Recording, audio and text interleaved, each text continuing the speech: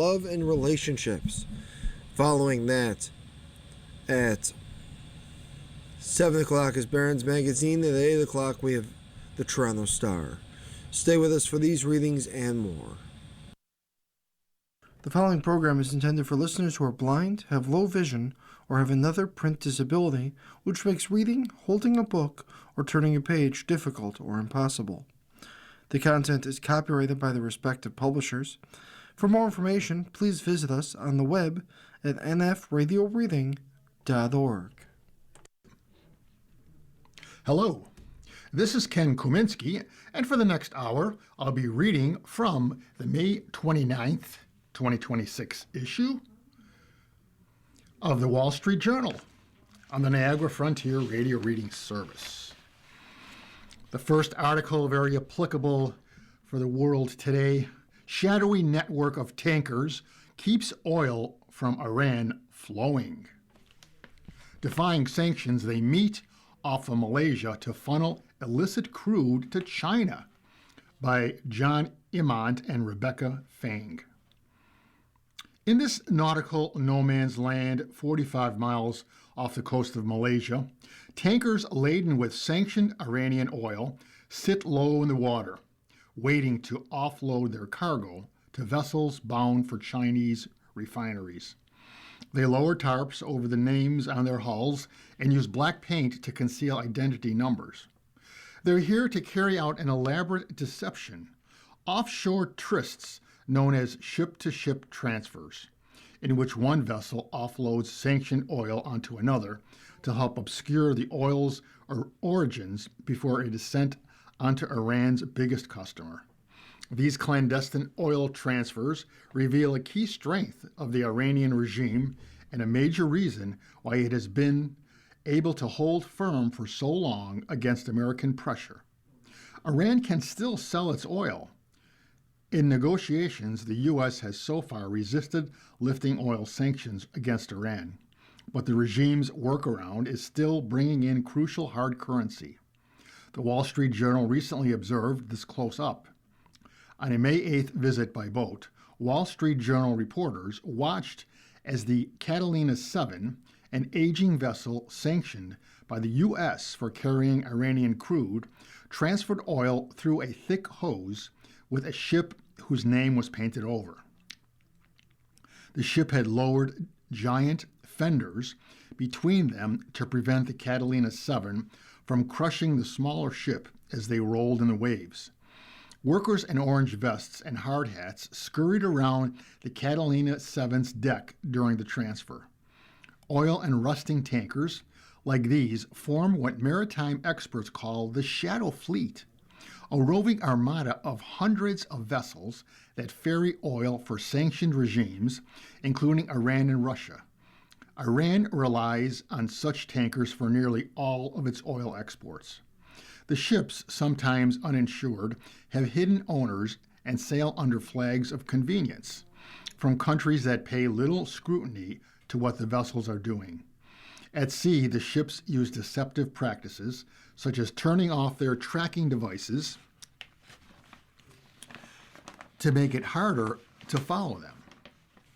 Despite U.S. efforts to suffocate the smuggling, Tehran reaped around $31 billion in oil revenue from China last year, according to the U.S.-China Economic and Security Review Commission, a congressional group that amounted to around 90% of the oil Iran sold abroad and accounted for about 45% of its government's budget, the group said.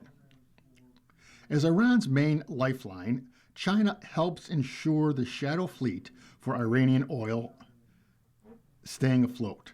Many entities that act as the tanker's legal owners are registered in Chinese cities, and many of the ship's crews come from China. This month, China's government explicitly ordered domestic firms not to comply with U.S. sanctions on 5 Chinese refineries, invoking for the first time a 2021 blocking rule designed to neutralize foreign laws it believes violate international norms or restrict trade. Before the U.S. war began, China was getting around 1.4 million barrels a day from Iran, or roughly 12% of its oil imports, at a discount to international prices. The U.S. has dramatically escalated its fight against the trade recently. In addition to blockading Iranian ports, it has imposed a flurry of new sanctions against oil tankers and Chinese oil infrastructure. It recently dispatched U.S. Special Forces to rappel down from helicopters onto the decks of two shadow tankers in the Indian Ocean. Last week, the U.S. seized a third Iran-linked oil tanker in the Indian Ocean after it had visited the coast off Malaysia. To truly rein in the fleet, though, the U.S. would likely need to maintain a warlike footing against the ships indefinitely, keeping its blockade on Iranian ports, using military assets to intercept shadow fleet ships, and intensifying pressure on China. Energy analytics company Vortexa recently estimated there were some 90 million barrels of Iranian oil outside of the blockade, most or all of which left Iranian waters before the closure began. The oil is effectively in offshore storage, potentially providing billions of dollars in additional funds to the Iranian regime in the coming months. It takes 2 to 3 months for Iranian oil to reach Chinese ports, and another 2 or 3 months for Iran to receive payment. So even if the Strait of Hormuz doesn't reopen, Iran will likely be receiving money for its oil on the water until October, said Ayman Nasseri, managing director of Middle East research at energy analytics company FGE Nexent ECA in Dubai. Economic fury was supposed to bring them to their knees, he said, referring to the U.S. economic campaign against Iran. But compared with other oil exporters in the region, Iran is suffering the least, he said. A U.S. Treasury Department spokeswoman said it is pursuing shadow fleet targets and that U.S. sanctions are depriving the Iranian regime of oil revenue to fund weapons programs and terrorism. Under President Trump's strong leadership, Treasury will continue to stop the Iranian regime from plundering the country's natural resources in the name of terrorism, the spokeswoman said. China's foreign ministry has said it firmly opposes the U.S. clampdown, which it says involves illegal and unreasonable unilateral sanctions, and that it would do whatever is necessary to protect its energy security. The ministry didn't respond to our request for comment on this article. Officially, China hasn't logged any imports of Iranian oil since 2022. Sleuths are able to track the shipments, however, by following occasional pings from the shadow ship's transponders, which are sometimes turned on for safety to navigate narrow straits. Researchers supplement that with satellite images of the vessels making ship-to-ship transfers and then docking in Chinese ports, enabling them to trace the oil's journey from Iran to China. The oil typically goes to so-called teapot refineries in the eastern Chinese province of Shandong and northeastern province of Liaoning. Because these operations don't interact with the U.S. financial system, they are beyond the reach of U.S. sanctions. Pit stop. The Eastern Outer Port Limits, or EOPL, as the area is known in the shipping industry, has become a pivotal pit stop for the oil, serving as the location of choice for ship-to-ship transfers that Chinese buyers and Iranian sellers use to help dodge the sanctions. Located midway between Chinese and Iranian waters, the roughly 500 square mile area usually has calm waters and is within Malaysia's exclusive economic zone, yet outside of its territorial waters. In one common scenario, a shadow fleet ship picks up oil in Iran and sets sail for the EOPL. There it transfers the oil to another vessel. Then the second ship proceeds to China, where the oil is offloaded and sent to a refinery.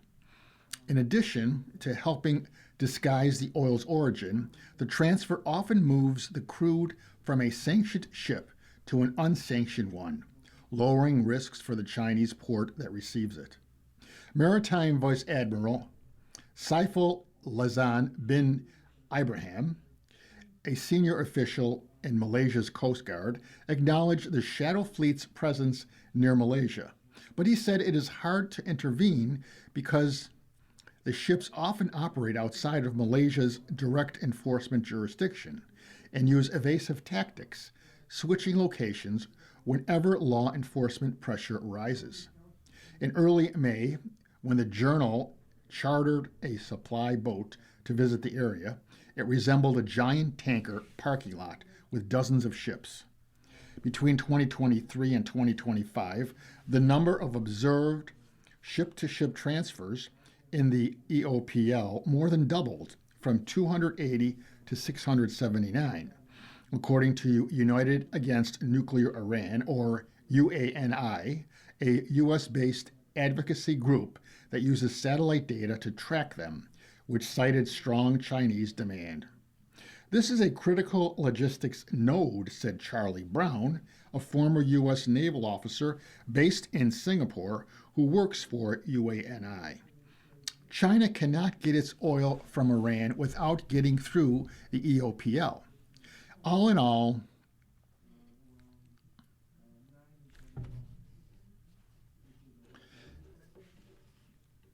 in some 1.4 million barrels of oil a day passed from Iran to China via the Shadow Fleet over the past year,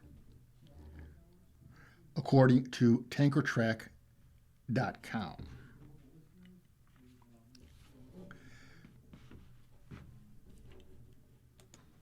Offshore ecosystem. An entire offshore ecosystem has sprung up to service the ships which can't easily enter international ports because they're sanctioned.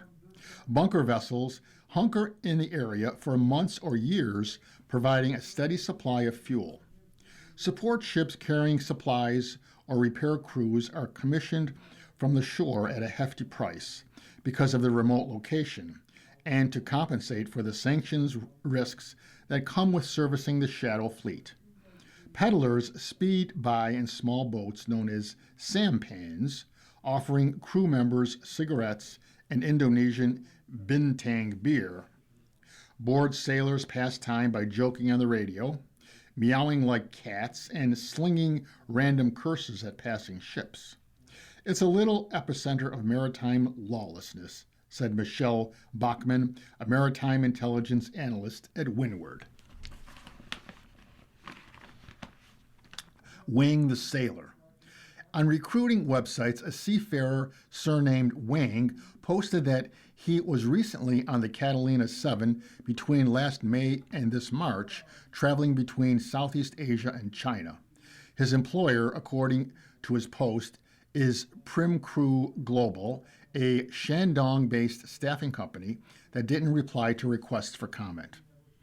Typically, the tanker's ownership is hidden under layers of shell companies in Chinese cities or places such as Dubai. The ships also frequently switch their flags, just as people have nationalities and passports. Merchant vessels must be registered to individual countries, which are supposed to ensure proper labor practices and other standards are adhered on board.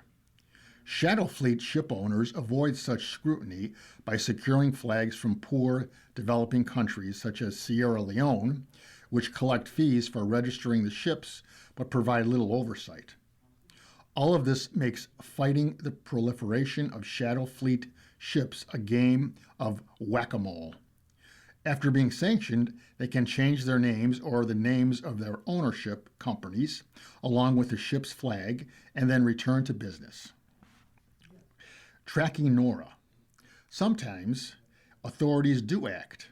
In January, Malaysia detained a U.S.-sanctioned vessel, the NORA, a 24-year-old ship registered in Shanghai, which was carrying Iranian oil and conducting a ship-to-ship transfer in the region. Malaysian authorities said they collected fines from an agent for the NORA totaling around $33,000 and then released the ship and its crews saying the case showed the significant economic implications of syndicate operations. Emails and calls to the ship's Shanghai-based manager, Shanghai Tuscan Roy Ship Management, were unanswered. The Nora wasted little time getting back in business. A journal reporter spotted the Nora from a passing boat off the coast of Malaysia this month. The ship had painted over its name and identity number and turned off its tracking signal. But an incomplete paint job meant its name was still visible through binoculars. It has declared a new nationality at least 7 times over the past decade, and for a while was flagged as Iranian, but since last year it has flown a false Guyanese flag, according to public records. And as a reminder, you are listening to a reading of articles and features from the Wall Street Journal on the Niagara Frontier Radio Reading Service. The time is now about 15 minutes past the hour. And next is a little article regarding the condition in Cuba. Tourism industry withers in Cuba amid U.S. pressure, by Robert Walzer.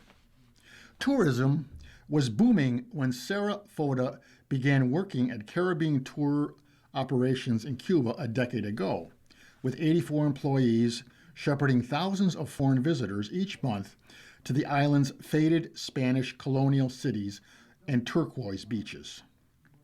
With the Trump administration intensifying its squeeze on Cuba's communist regime, the Swiss-owned company's visitor numbers have plunged to about a dozen travelers a month. Caribbean Tours still employs 22 people on a reduced payroll to keep them afloat until the business can snap back, if it ever does. Foda's business is among the casualties of a U.S. campaign to pressure Cuban President Miguel Diaz-Canel's government into broad political and economic change. A pillar of the economy, tourism has cratered since the U.S. ousted Venezuelan strongman Nicolas Maduro in January, while warning Havana it could face the same fate. The U.S. has cut off essential oil shipments to Cuba. I didn't think it would fall so hard and so fast, Foda, the company's destination manager for Cuba, said of tourism. But worsening infrastructure problems combined with negative international press coverage about blackouts and garbage piling up hurt demand. Cuban statistics show around 298,000 international visitors in the first quarter, down 48% from the depressed levels in the year earlier period. In March, traditionally high season, fewer than 36,000 visitors arrived. In 2017 and 2018, when tourism was thriving, nearly 400,000 international tourists visited Cuba on average a month.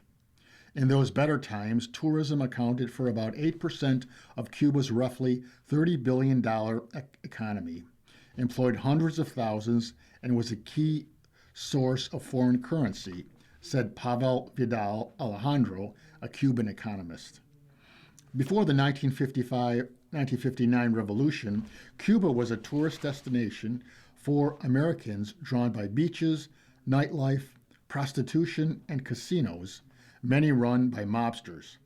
Fidel Castro saw tourism as a conduit for corruption and U.S. influence. His government nationalized hotels, closed casinos, and turned to Soviet-backed sugar exports for revenue, sidelining tourism for decades. Desperate for a hard currency after the Soviet Union collapsed in 1991, Castro reluctantly embraced tourism as a lifeline. Cuba invested heavily in resorts and hotels through partnerships with Spanish and Canadian chains, making tourism a top revenue source. Prostitution resurfaced, and tourism created inequalities between Cuban hotel workers with access to dollars and those without. Still, by the 2000s, tourism was central to state policy, run by Cuban military-linked companies. Under a short-lived Obama-era rapprochement that began in 2014, private guest houses and restaurants expanded and visits by Americans surged. President Trump reversed the policy in his first term, tightening sanctions. The deepening economic crisis and lack of fuel recently forced several airlines, among them Air France and Air Canada, to suspend service to Cuba because they can no longer reliably refuel return flights. That has made traveling to Cuba complicated and expensive, requiring flights to go through Mexico and other countries. The charter carrier World to Fly became the latest to pull out, ending its Madrid to Havana route with a final flight this month. Mounting piles of garbage, stagnant water, and a crumbling health system fueled outbreaks of mosquito-borne illnesses, further scaring away tourists. Tourism has fallen off a cliff, said Christopher Baker, a British author and tour guide who lives part-time in Cuba.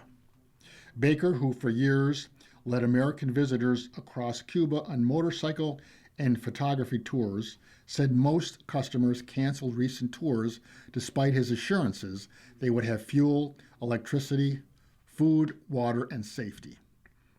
Andrea Gallina, an Italian entrepreneur, turned an 18th century Spanish colonial mansion in Old Havana into a hotel last year, modeling it after the boutique luxury property he opened with his Cuban wife a decade before. He closed it on April 1st, and his first hotel, which in better times had high season occupancy rates of 80%, now only serves a handful of clients with a skeletal staff. We dropped to 20% occupancy, and then 10, then 5, Galena said, as the fuel crisis deepened and blackouts worsened, compounded by relentless news coverage of Cuba's woes. It's like a pandemic situation, but even worse. Old Havana is a desert. No tourists. Alejandro Herrera, who owns a seafood restaurant on the Havana waterfront, said he has considered closing as revenue has fallen 90%, but he keeps it open to provide at least some income for his employees. Many people don't feel very festive these days because of the economic situation, he said. They are holding back spending except for very special occasions. Geopolitics has proved hard to overcome, though a few hardcore tourists still make the trip and leave deeply moved by Cubans' warmth and resilience, Foda said. They were petrified before arriving, she said, but they still came and had an incredible time. Now, an article about the heat-stricken French Tennis Open. Sinner loses a rematch against his fiercest opponent. Heat, by Joshua Robinson. Yannick Sinner landed in Paris last week believing he was safe from his biggest rival. Carlos Alcaraz, the defending champion, had pulled out of the tournament due to injury. What Sinner had counted on here was a rematch with his other nemesis, the scorching heat of the sun. But on Thursday, Philippe Chantrier-Court transformed into a giant baguette oven, and Sinner wilted beyond recognition. As Paris roasted and champagne went off, the number one player on the planet was one game from victory in the third set, only to lose against the more fireproof Juan Manuel Ceredolo, the world number 56. No longer was Sinner the dominant force in tennis, the steamroller who had come in riding a 30-match winning streak and the prohibitive favorite to win his first French Open. Instead, he reverted to being the gangly 24-year-old from the Italian Alps, hoping to avoid a sunburn.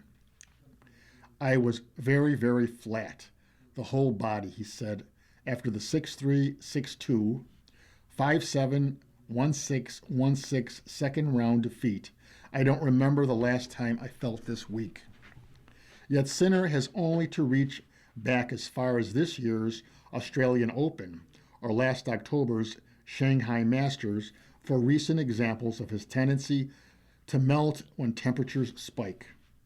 In Melbourne, Sinner struggled with cramps in 100-degree heat throughout the tournament before falling in a 4-hour semifinal battle against Novak Djokovic. And before that, Sinner had been forced to retire in China as he staggered through crushing humidity. For his part, Sinner didn't believe that the scorching temperatures were the real problem in Paris. Sitting in an air-conditioned room in the stadium basement, he explained that he had slept badly Wednesday night and felt low on energy all day. Even after he coughed up his lead in the third set, he attempted to spend time recovering by tanking the fourth. But by the time the decisive fifth set rolled around, Sinner's wobble had turned into a full-blown collapse. "I just kind of hit a wall," he said, "and that's it." Whatever it was, Sinner's dip in form collided with a French heat wave so dramatic that France isn't calling it a heat wave. Instead, the National Weather Authority has dubbed it a heat dome and placed Paris under orange alert. Roland Garros has installed misters around the grounds to cool the patrons, and all over the capital, whose May temperature record of 94.6 degrees dates back 82 years, it is almost too hot to sit at outdoor cafes. On Chartres, organizers even inched the roof partway closed to protect spectators without casting an inch of shade onto the red clay. That meant Sinner had nowhere to cool off or anywhere to hide. Struggling, he said, starting to feel very dizzy, very low on energy. Until that point, he had been hitting his ground strokes with his usual ferocity. Sinner, last year's runner-up here, knew he needed to keep rallies short where he could. He had no intention of repeating the 5-hour adventure he had on court in the 2025 final against Alcaraz. And for the first couple of hours, he seemed on course for a routine victory. But as the heat climbed above 91 degrees, Sinner's body began to betray him. Just one game from returning to the locker room with a spot on the third round, he fell apart. Sinner produced 44 unforced errors across the final 3 sets of the match. Cerundolo had just 17 in that span. By the end of the afternoon, Sinner was on his way home, and Cerundolo had become the lowest-ranked player to topple the world number 1 here since 1998, when a Paraguayan named Ramon Delgado knocked off Pete Sampras. "I feel sorry for him," Cerundolo said. "He was serving for the match." And as a reminder, you are listening to a reading of articles and features from the Wall Street Journal of the Niagara Frontier Radio Reading Service. The time is now about 27 minutes past the hour. And now a few articles from the opinion page. Pope Leo's reminder, "We aren't machines," by Robert Sirico. Father Sirico is the president emeritus and co-founder of the Acton Institute. Magnifica Humanitas, Pope Leo XIV's first encyclical, is about artificial intelligence and arrives at a moment of genuine civilization anxiety. AI promises gains in productivity, medicine, and scientific discovery, but it also raises fears about economic displacement, surveillance, social manipulation, and concentration of power in the hands of technological elites. Too often, the debate over AI presents two extremes. Technological pessimists speak as if modernity itself were a mistake. Technocrats and transhumanists greet every computational advance as a step toward transcendence. One side would smash the machines, the other would surrender to them. Pope Leo rejects both. He doesn't ask whether technological progress should continue, but a deeper question. Progress for whom? Examining that puzzle reveals that the real subject of debate isn't AI, but anthropology. Every technological system presupposes some notion of what human beings are. If we are merely biological machines, producers, consumers, or data points, then superior computational systems threaten to eclipse humanity. But if we possess an intrinsic dignity that transcends utility, efficiency, and economic value, if we are distinct from machines, then technology can remain servant rather than master. This distinction runs through Magnifica Humanitas. Pope Leo warns repeatedly against both economism and scientism, the temptation to reduce human beings to market functions or material processes. Society loses sight of human reality when the economy turns against the person or science oversteps the limits of its competence, he writes. Increasingly, modern societies evaluate people according to measurable output. AI could accelerate this dramatically. Decisions made with human judgment are delegated to algorithms. Labor becomes more interchangeable. Instead of flourishing, people become abstractions within systems optimized for performance. Pope Leo's response isn't anti-technology. The encyclical praises entrepreneurial initiative as a worthy vocation and recognizes the enormous potential of innovation to alleviate suffering and expand opportunity. Nor does he reject markets and private property. The document reaffirms the Catholic tradition's defense of private ownership while emphasizing its social responsibilities. The Pope's concern is power. AI, digital platforms, and algorithmic systems increasingly place control over communication, finance, labor, and culture in the hands of a few people. This concentration of power risks creating new forms of dependency and social control incompatible with human nature and freedom. The Pope knows that some contemporary responses to technological concentration may worsen the problem they seek to solve. There is growing pressure to treat the state as the primary regulator of the AI revolution. Yet an overly centralized administrative approach may simply relocate concentrated power from private elites to managerial bureaucracies operating at even greater distance from ordinary communities and persons. Pope Leo himself provides the corrective through his repeated emphasis on subsidiary. This principle holds that higher authorities should support rather than supplant the responsibilities of families, communities, and intermediary associations. Pope Leo's treatment of subsidiary may prove among the encyclical's most important contributions. He explicitly warns against paternalistic or welfare-based management of societal life and insists that decisions should be made at the closest level possible to the persons involved. This insight has enormous implications for the governance of technology. The future of artificial intelligence can't safely be entrusted either to giant corporations or giant states.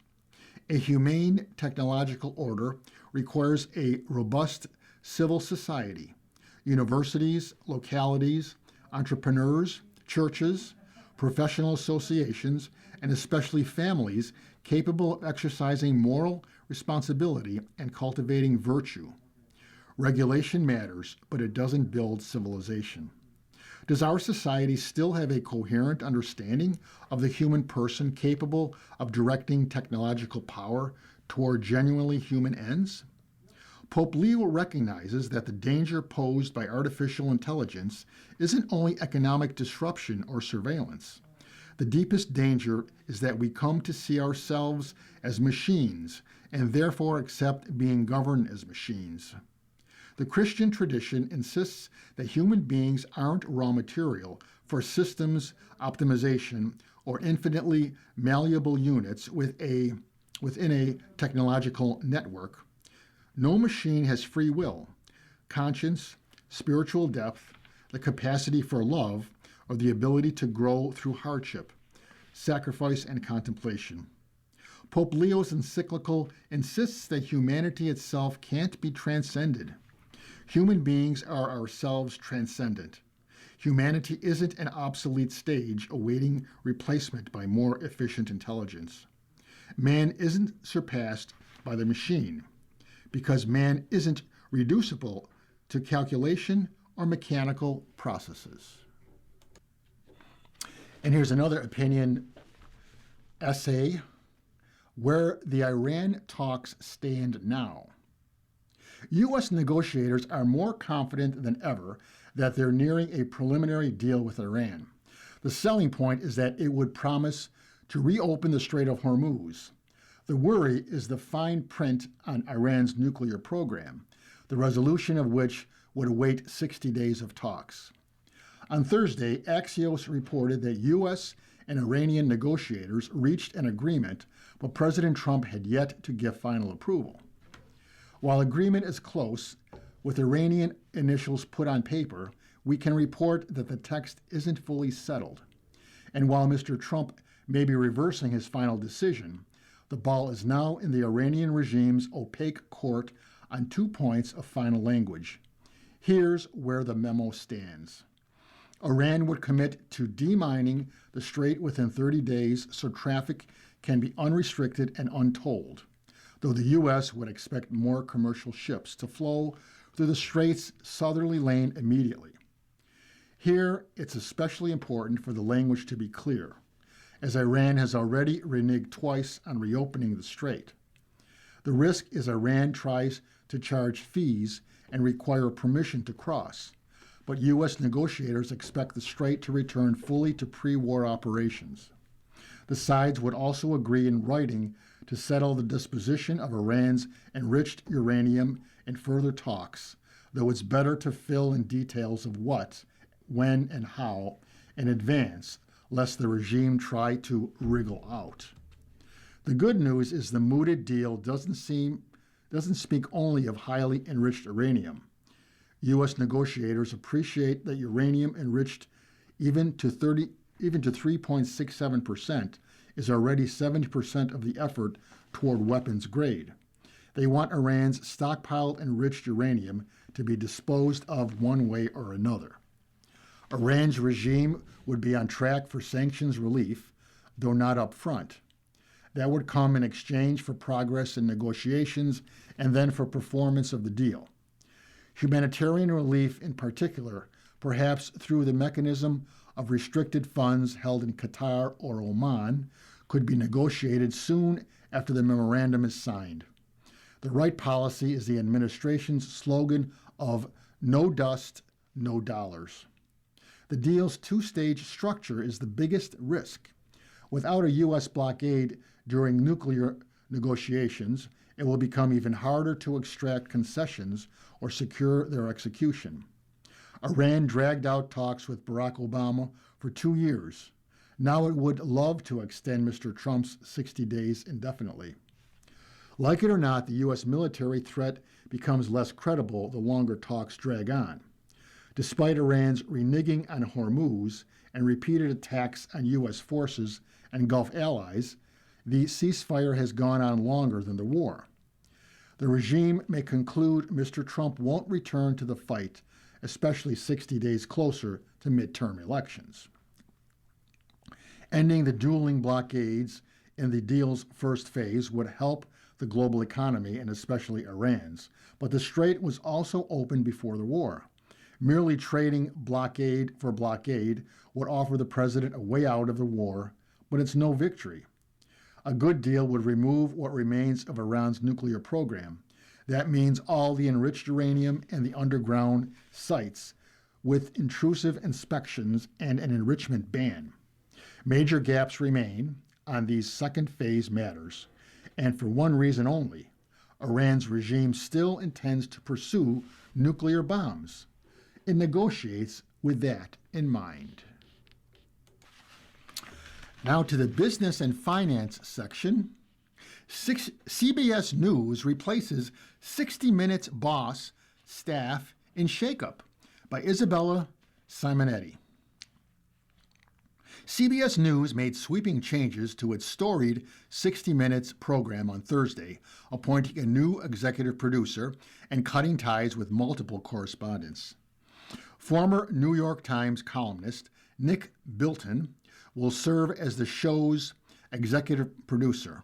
CBS News President Tom Sabrowski and Editor-in-Chief Barry Weiss announced in an email to staff on Thursday. The network is parting ways with the show's most recent executive producer, Tanya Simon. Tomorrow, Nick will begin meeting with staff across the organization to listen, learn, discuss what is working, identify opportunities for growth, and begin laying the ground for season 59 and beyond, Sabrowski and Weiss wrote. The pair acknowledged the difficult environment for journalism these days. Information is fragmented, they wrote. Algorithms reward outrage. AI-generated misinformation is proliferating. Audiences are overwhelmed, and they have lost trust in legacy media. Weiss has promised a significant shakeup to CBS News since she was brought in by Paramount Chief Executive David Ellison last fall. At a January town hall, she said the network is not producing a product that enough people want and called for a radical shift in how it delivers the news. She has gotten involved in booking high-profile guests directly, appointed a new anchor of the CBS Evening News, and tossed out catchphrases like, "I want to blow this up." Earlier this year, Anderson Cooper announced his departure from 60 Minutes, a major loss for the network. Bilton is the author of 2 New York Times bestsellers, served as special correspondent in Vanity Fair, and has worked as a producer and executive producer on several documentaries. "I never really had any thought or desire to come back to journalism until Barry reached out about this," Bilton said in an interview, explaining that he is excited to take what I believe is largely an unutilized news brand and take it into the modern age. CBS News has also cut ties with 60 Minutes correspondent Sharon Alfonsi, according to people familiar with the matter, and with correspondent Cecilia Vega, one of those people said. Alfonsi had been an at-will employee after her contract with the news program wasn't renewed over the weekend, the Wall Street Journal previously reported. Vega had been with 60 Minutes since 2023. She didn't respond to a request for comment. In December, Alfonsi challenged Weiss's decision to hold a 60 Minutes segment on an El Salvador maximum security prison where the Trump administration sent hundreds of Venezuelan migrants, including alleged gang members. Alfonsi called the decision a political move. The 60 Minutes piece was held after Weiss raised concern about the comment-seeking process and determined that it needed additional reporting. The segment, called Inside Seca, eventually ran in January, with some additional material bookending the piece.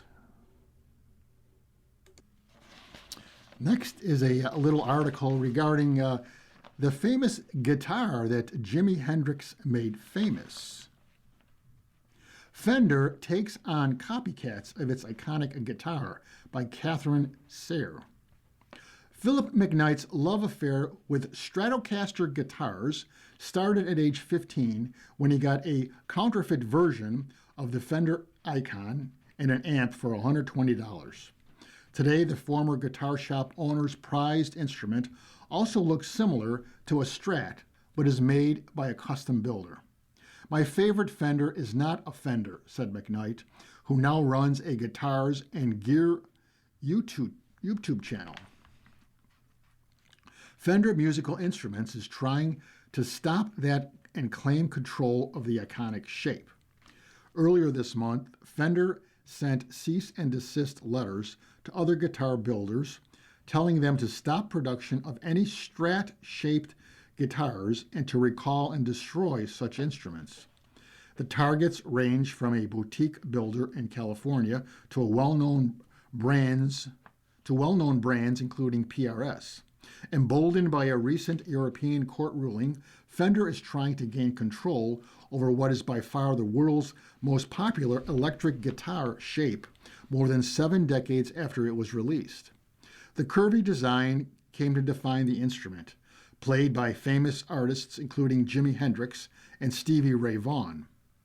Other guitar companies have crafted their own versions over the years, some as cheap knockoffs and others as coveted, customized instruments that sell for thousands of dollars. U.S. sales of electric guitars have cooled since the surge during the COVID-19 pandemic, when consumers aspired to learn to play. The number of electric guitars and basses sold declined an estimated 4% last year in the U.S., according to data from industry publication Music Trades. Fender Chief Executive Edward Bud Cole said Fender respects independent builders and the larger guitar community, but Fender has a responsibility to protect the iconic designs and brand identity associated with its instruments around the world. We believe competition and innovation is healthy for the industry, and we encourage the creation of new and distinctive designs that push guitar innovation forward rather than relying on direct copies of Leo Fender's pioneering work, Cole said. Small builders, which have long considered themselves to be legally in the clear to sell Strat-shaped guitars, say Fender's actions could put their business in jeopardy. Family-owned builders, LSL Instruments, in the Los Angeles area, posted a GoFundMe seeking donations for attorney's fees. Fender's demand, if successful, would establish a monopoly, limiting sales and restricting choice for musicians everywhere, owner Lisa Lerman wrote online. Fender lost an attempt to trademark the shapes of its Stratocaster and Telecaster electric guitars and Precision electric bass guitar in 2009. More than a dozen companies challenged Fender's attempt, arguing that the shape had become generic as it was widely used over several decades. The Federal Trademark Trial and Appeal Board agreed. But earlier this year, the Regional Court of Dusseldorf in Germany ruled in favor of Fender in its copyright case against the Chinese musical instruments company, which never responded in court. The court issued a default judgment and said the Stratocaster was a copyrightable work of art. Fender said the ruling gave the company enforceable rights against any guitars using the Stratocaster body shape that are manufactured, sold, or distributed in Germany and the European Union, regardless of where those guitars are produced. PRS Guitars, a company endorsed by the likes of John Mayer and Carlos Santana, confirmed that it is among the companies that received a letter. The company said it disagrees with Fender's assessment and declined to comment further. On Tuesday, Fender said it isn't currently asking for the companies to recall or destroy products. Rather, Fender is working with the manufacturers to redesign the shapes while the manufacturers sell off existing unauthorized inventory, the company said. In Germany, Fender argued that Leo Fender, who founded Fender in 1946, artfully designed the Stratocaster to reflect the curves of a woman's body. Lawyers for the guitar builders say the guitar was actually designed by a few people who landed on the contoured shape for comfortability. Last week, a lawyer representing some of the guitar builders issued their own letter responding to Fender's claims, pointing to the 2009 decision and arguing that Fender's Stratocaster origin story is invented. The longtime unopposed use of the Strat shape demonstrates that Fender has no basis for claiming that it is, or has the right to be, the exclusive manufacturer of guitars in the Strat body shape, the May 21st letter said. And as a reminder, you are listening to a reading of articles and features from the Wall Street Journal on the Niagara Frontier Radio Reading Service. The time is now 49 minutes past the hour. Next, the heir to Berkshire Hathaway's insurance giant by Crystal Herr and Heather Gillers. As the executive tapped to one day run Berkshire Hathaway's insurance business, the engine that has powered Warren Buffett's conglomerate for decades, Charlie Shemaya will be entrusted to navigate any disasters and calamities. He has had a lot of practice. In the early 2000s, Shemaya helped reinsurer Munich Re contend with a crippling ratings downgrade. He then joined American International Group shortly before its near collapse during the 2008-09 financial crisis and stayed through its turnaround. And as a child, the Lebanon-born Shemay had lived through war and civil unrest. Now the 59-year-old Gen Ray chairman is Berkshire's choice to succeed Ajit Jain whenever the 74-year-old insurance mastermind decides to retire. The Wall Street Journal reported earlier this month Jain hasn't indicated how long he plans to stay in the role. And it's possible that by the time he is ready to retire, Berkshire will have to settle on a different successor. It is a huge job no matter who fills it, and not just because the company's insurance operations oversee more than $500 billion in assets. Every year, the business produces billions of dollars in cash that can be deployed to buy companies or individual stocks. In short, it has made Berkshire what it is today. But challenges abound. Property insurers are navigating historic change and unpredictability.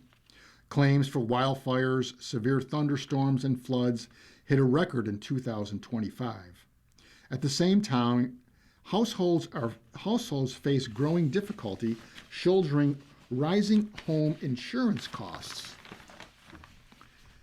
A known quantity in the insurance world, Shemaya isn't quite a household name among Berkshire's many fans and shareholders.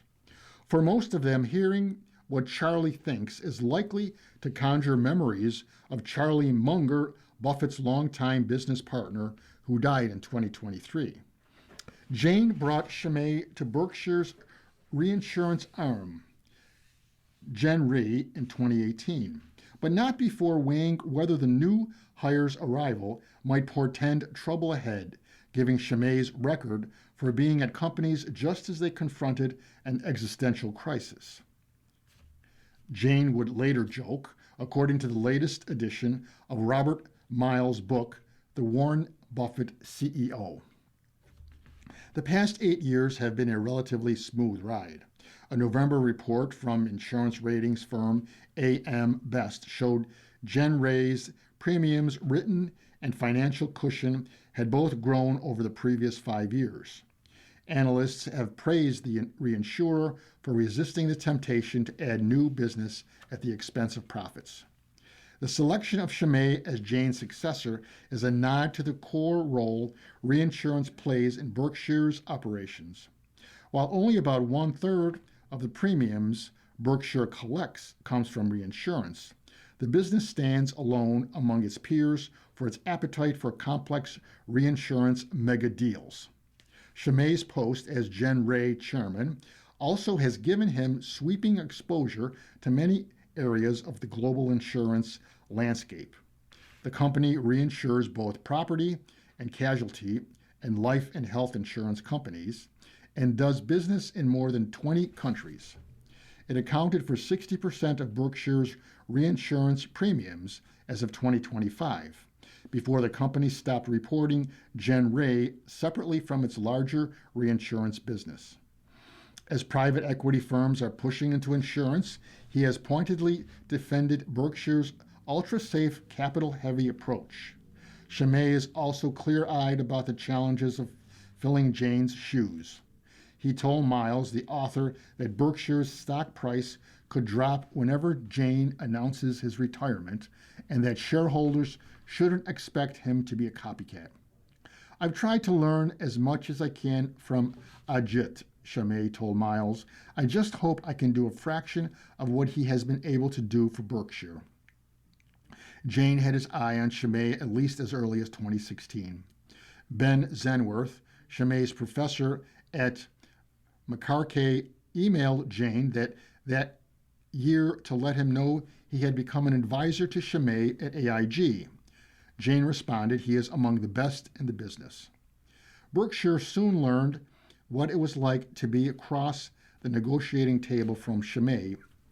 In 2017, while at AIG, he helped strike a deal with Berkshire to pay the conglomerate $10 billion to take over up to $20 billion in property casualty claims that included so-called long-tail liabilities insurance claims that surfaced years after a policy has expired and can be particularly hard to plan for. It turned out to be auspicious for AIG. According to its year-end financial statements, Berkshire has so far paid out $13 billion to cover those losses. I have to think that made Buffett think, "Hey, maybe this is somebody we want on our team," said Meyer Shields, a managing director at Keefe, Bruyette, and Woods. And I'll finish with a quick letter to the editor. This is from Peter Tuckle, Flushing, New York. Kids aren't outside anymore. Regarding Ben Sass's "Indoor Childhood is Bad for Kids," Free Expression, May 26. Over the past 2 decades, research shows there has been a steep decline in the number of emergency department visits caused by falls from playground equipment in the United States. There has also been a noticeable decline in the number of childhood injuries from other outdoor activities such as skateboarding. On the surface, this would appear to be welcome news. Unfortunately, these findings correlate with what Mr. Sass points out. A major reason for the lower number of injuries is that children today are sequestered at home in front of computer screens rather than playing outdoors. In another, by John Fortuno, Olympia, Washington, is your dog your social life? Regarding Bert Stratton's "Who Let the Dogs In?" op-ed May 26, the blame might lay with the nexus of overly protective parenting and all-consuming social media. For many, pets are a form of social substitution. Dealing with other people can be messy and difficult. Fido becomes at first a default, then a dependency. Once that happens, it's a short step to manipulating the law to accommodate a desire. As my neighbor told me, his dog has agency to bark when it wants to. Corporations might not be people, but canines are well on their way.